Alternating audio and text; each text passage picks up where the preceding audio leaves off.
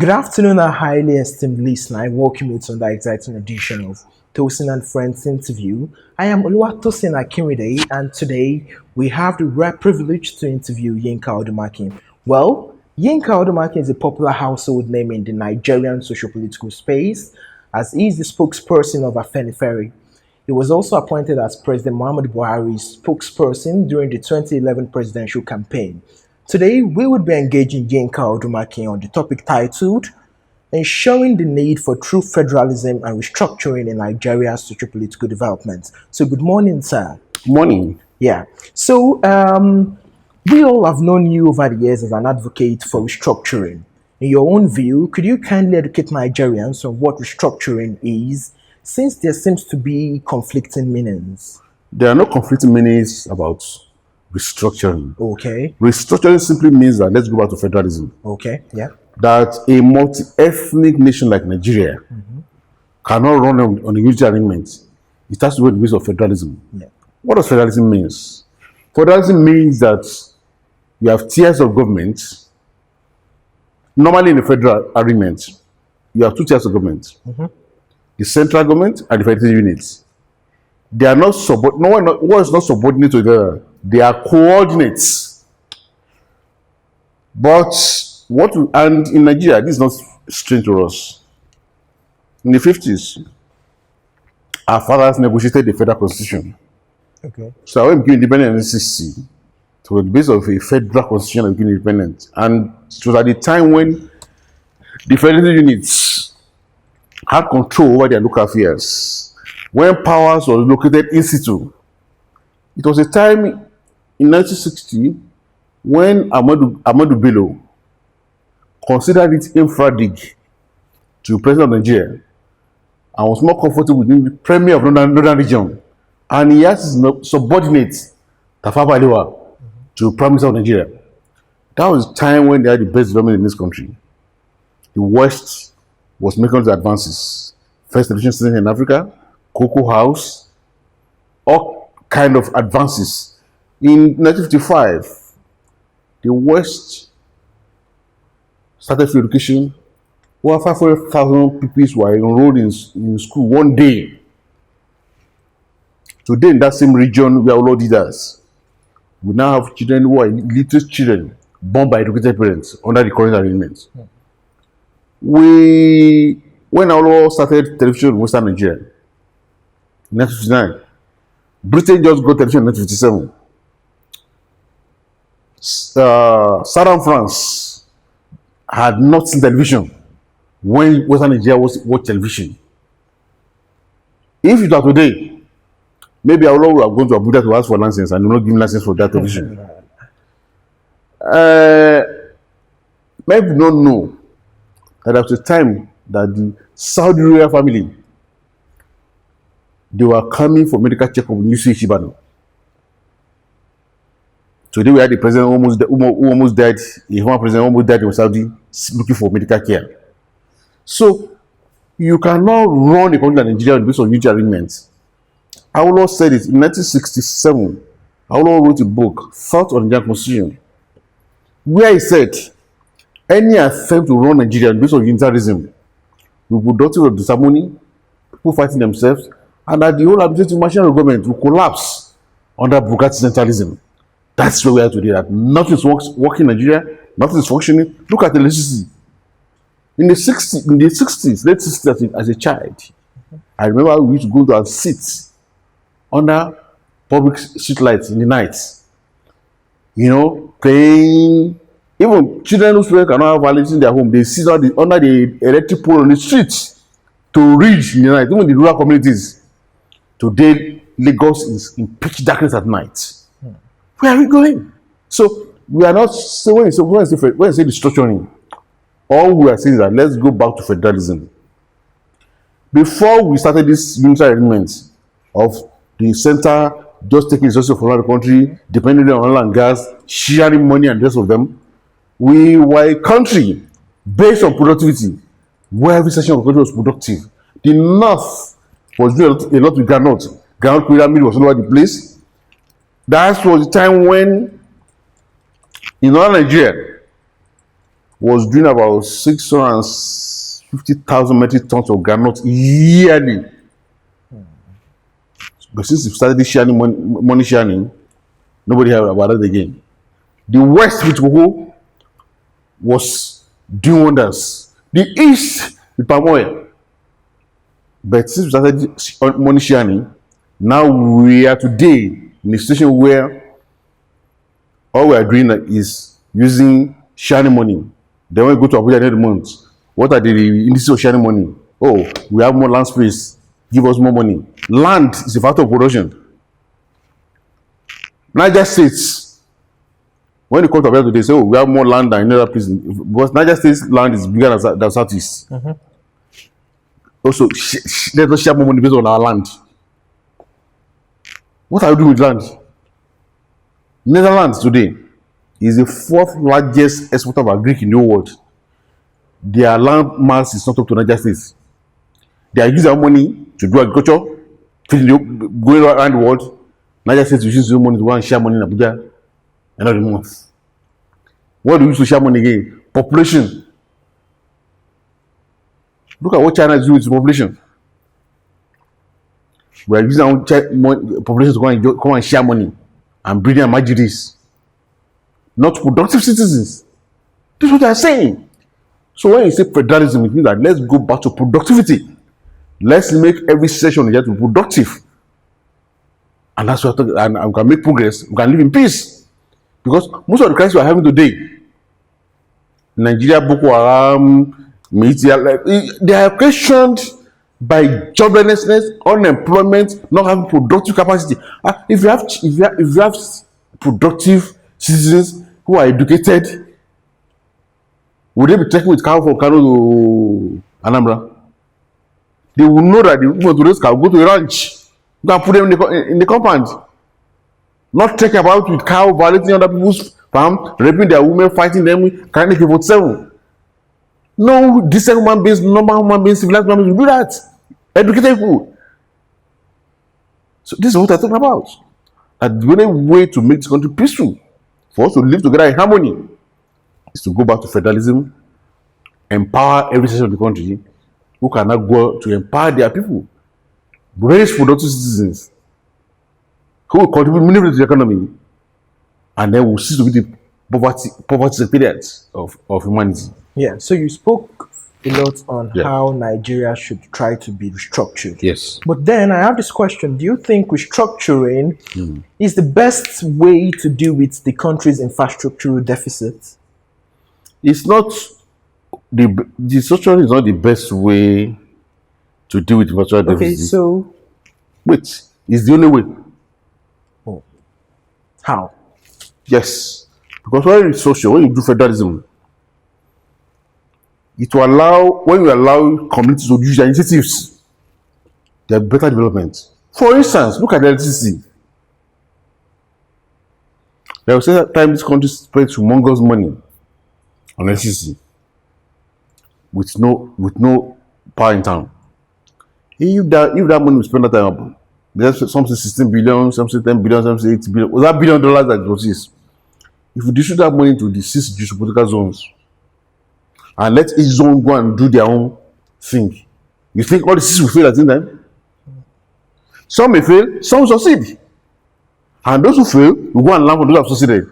But the moment you put everything in a basket in Abuja, once Abuja fails, your country fails. That's the true meaning. And you see, a country like Nigeria, there is what I call the clash of civilizations. You cannot do national development and to work because the cultures are different. When look at where I get it wrong. Okay, for instance, now we are trying to do everything in common when nothing is common. To enter secondary school, they said they do common entrance. But what is common in that entrance?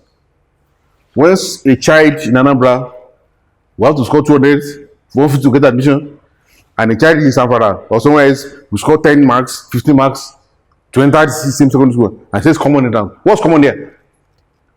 So is that deception of common entrance that are doing that we are calling national development? What's national? The approaches are different. It's not the same thing. So the way we are deceiving ourselves with national common entrance is the way we are deceiving ourselves with national development.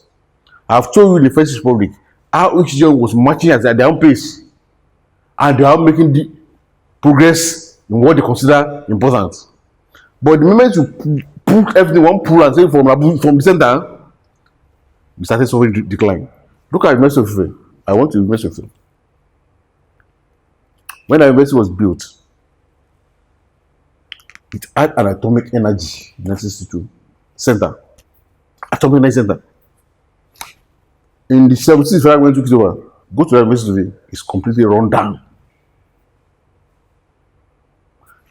Which university has been built since the took over education that can have effect? Just give me one. That's what I'm talking about. Okay, yeah. So you made mention of the fact that those who are massively against the idea of restructuring are few in some newspaper reports that I read. Yeah. Could you give us an insight into those behind the idea, so we know what to read? Well, those who are against federalism in Nigeria today are those who are benefiting from the present iniquity. Can you put names to the people? You know them. I don't know them. Okay. You know them. Okay. To start with, President Muhammadu Buhari. In 2014, we had a national conference. The report is there, gathering dust. Since he came to power for the past 4 years, we've been stumbling from one era to the other. Oh, today we are doing bailouts. Oh, we are doing this, we are doing that. Just looking for shortcuts that cannot work rather than addressing the matter. But even they say, okay, their party, they promised restructuring in their manifesto in 2015 into federalism. Oh, they said, when they came to power, they said, oh, they don't know the meaning, because when they spoke with 10 million Nigerians, they got 10 million definitions. When the agenda continued, oh, they said they are going to have their own panel on the restructuring. They had a fire panel. Every fire committee going around the country. Their report was just photocopies of pages from 2014 National Council report. What have we done about this since then? And we are stumbling from one crisis to the other. And Nigeria is daily and gradually disappearing. So, if you say you are looking for names of those who are against restructuring, they are in charge of Nigeria today. Okay, you only mentioned Buhari. Who else? And most of the people who are working with him in government today, who are holding Nigeria today, they believe that just continue this way without necessarily do something else that work for us. Do you mean the people in the current cabinet of the president at the moment? In the cabinet, their party leadership, all of them, they're sustaining what's not working. Okay, yeah. So speaking on the fact that you believe that some people who are against Nigeria's restructuring are few, I would like to ask you this question, in that in 2011, you were Buhari's spokesperson for his campaign team. Didn't you have an inkling that the president really does not buy into the idea of restructuring? Well, the basis upon which we joined his campaign at that time was that, in fact, was on the basis of the restructuring. In fact, we had a memo. We had a memorandum of understanding signed between us and the Buhari campaign organization to work with CPC that would make Nigeria a proper federal arrangement. We had a manifesto that time, Buhari Bakari manifesto. The first thing on that manifesto was federalism. But I knew that during the campaign, the current president, who was then General never spoke to that manifesto. But it was the basis of which we agreed to work together. Okay, yeah. So research findings have shown that restructuring and true federalism work hand in hand. As an advocate for both, could you kindly enumerate, I know you've enumerated the benefits, could you also enumerate the few lapses restructuring can actually cause for the country? The restructuring Restructuring and federalism is not that they work together. Restructuring we are talking about is essentially go back to federalism. I do not know any drawback that federalism brings to Nigeria than beyond that, except that those who don't want to work will have to work. That's the only thing. Okay, yeah. So I'll be moving this discussion into the Ruga settlement plan. Yeah. So concerning the Ruga settlement plan proposed by the federal government, you came out to say that Asiwaju Bola Ahmed Tinubu, the former Lagos State governor, is one of the promoters of Ruga. Yes. Could you kindly give us more insights into your statement, which was reported across virtually all the newspapers in the country? I didn't lie against him. In last year, when TVC was having their anniversary in Abuja, the speech he gave there was black and white that we should convert all unused places in Nigeria for grazing for herdsmen. It was black and white. You said it. Okay, so you as a person, do you buy into the idea of Ruga? No.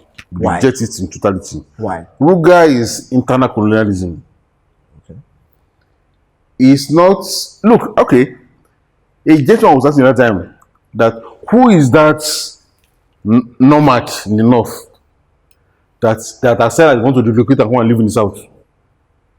Like that's they want to go and build communities where we have schools, have this, have that. We are not providing it for Nigerians. It's only for cowherders, nomads who move from one place to place, who are not settled, whose life is just going about. And even when we look at what they're talking about, it is clear that this is not about raising cattle, it's about conquest, taking land, internal colonizing, seizing land from various communities in Nigeria and give to the Fulani. That's what Ruga is all about. It's an agenda in conquest and domination. And that's why we are against it. We are saying that cattle business is a private business. Why are you not building cities? In fact, they say cattle colony, which was what is it all about? It's about colonizing the rest of the country for Fulani herdsmen. Why are you not building such people for fishermen across the country? Why not do so for poultry owners? Why not do so? Why are you not building centers for pig rearers in Katsina? Why is it that it's only cattle that they are doing? So it's an agenda that's not in the rest of the country that's about subjugating, dominating, and conquering territories. That's what Ruga is about. And that's why we are opposed to it and we never accept it. Okay, what are the steps Afenifere as an organization is taking to curb the frequent clashes between the herders and Fulani and farmers in the country? Yeah, you remember that the herdsman just recently killed Pafa Soroti's daughter. Yeah, and I know you made some statements. So could you kindly tell me the steps the organization is taking as regards that? Well, it's the duty of the government to ensure that no citizen violates other citizens. Yeah. But many other members have been raping women, killing people all over the place, and the government is not enforcing the law. They are not being taken to court. They are not being arrested. They are carrying K-47 on license all the place. Nobody is examining them. And that's why we, Afenifere as a body, we have backed the call by Afenifere and the Nobel Revolution that people have to defend themselves. That's what the judgment has said. Because these killings cannot continue the way it has continued. Unfortunately, you see, it's a failure of governance, leadership. Because the whole essence of government is to ensure that it maintains laws and orders and ensure that citizens live together in peace within the bounds of the law. But the Nigerian government is not doing that at the moment. Okay, it's unfortunate. But because we are not the one to enforce the law. So where the government is not enforcing the law, the only thing you can do is to let people know that they have to defend themselves through their traditional defense mechanism.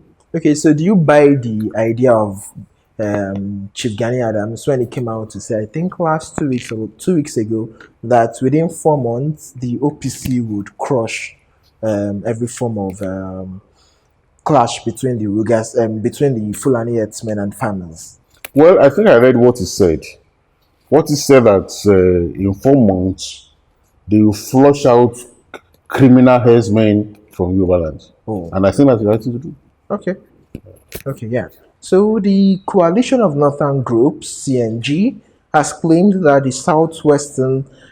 Southwest gave the moral support to show revolutionary protest so as to overthrow President Muhammadu Buhari's administration. What's your take on this, sir? That's an unthinking group. Why did you say so? If there is thinking group, how can you say so?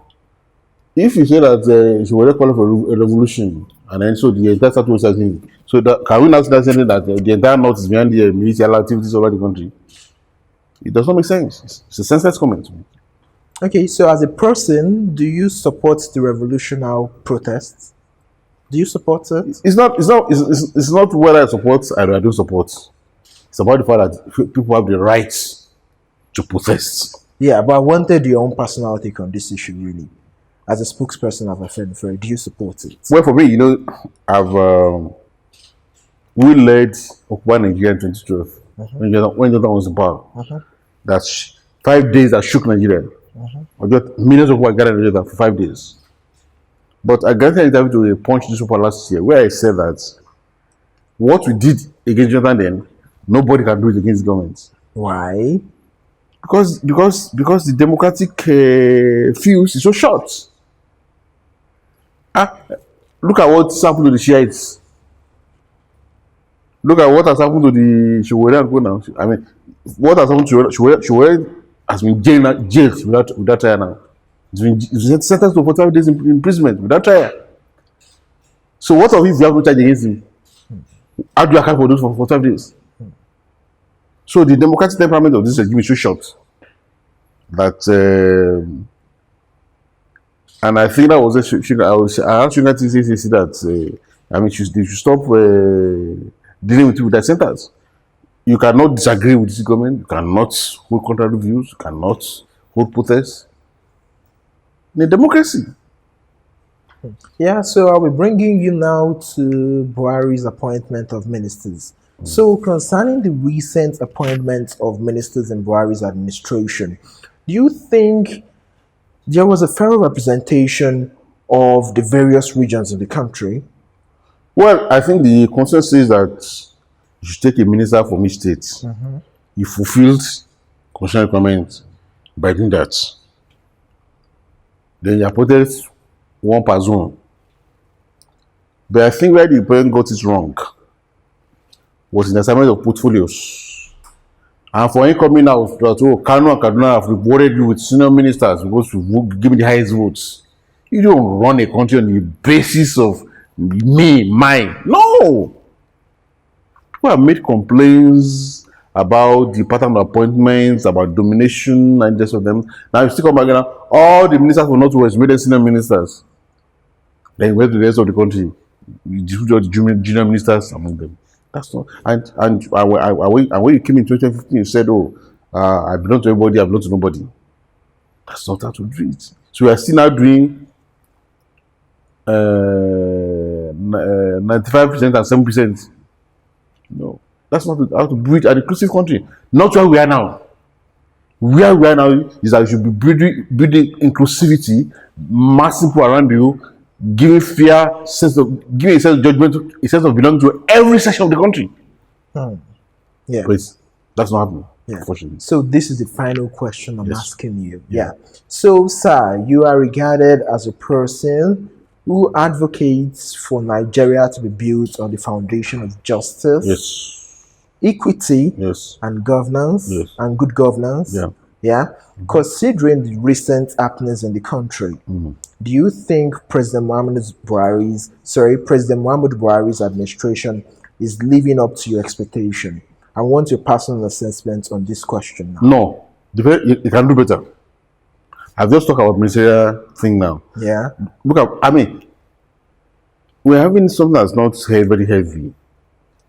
Under President Muhammadu Buhari, all the three arms of government today, legislative, executive, judiciary, are headed by governors.